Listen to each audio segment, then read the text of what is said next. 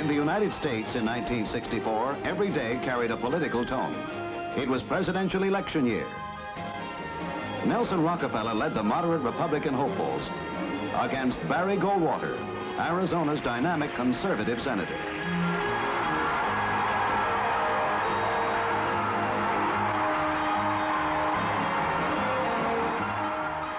But no effective coalition of Republican leaders like Michigan's Governor George Romney or former Vice President Richard Nixon could be formed to stop the Goldwater drive. A lone last-ditch effort by Governor William Scranton of Pennsylvania was too little and too late. The victorious Goldwater refused any concession to the defeated moderates.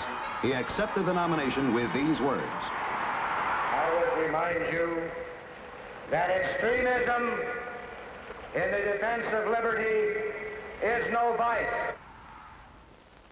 And let me remind you also that moderation in the pursuit of justice is no virtue.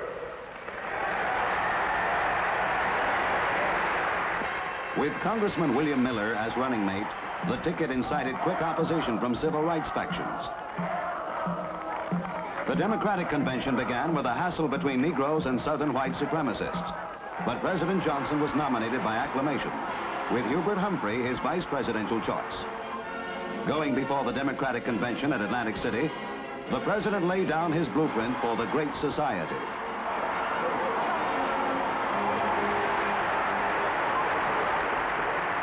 Our problems are many and are great, but our opportunities are even greater. I ask the American people for a mandate to begin. The campaign dialogue began.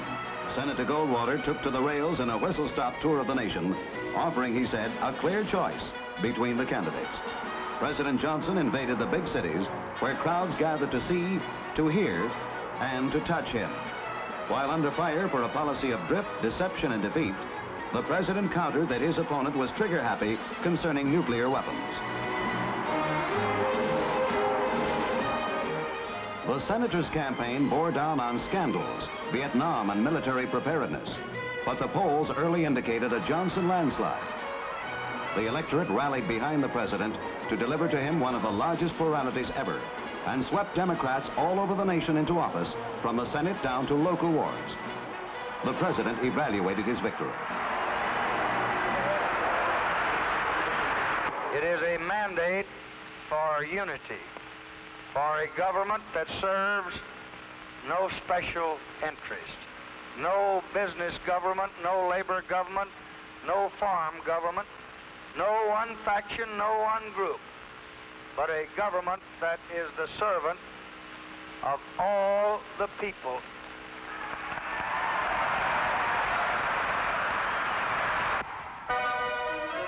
In England, Prime Minister Sir Alec Douglas Hume was forced to the polls by the 5-year election deadline. Harold Wilson, leader of the Labour Party, held a predicted edge over Hume.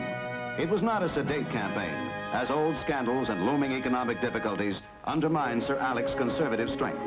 Labour won control of Parliament by a slim majority of 4 seats.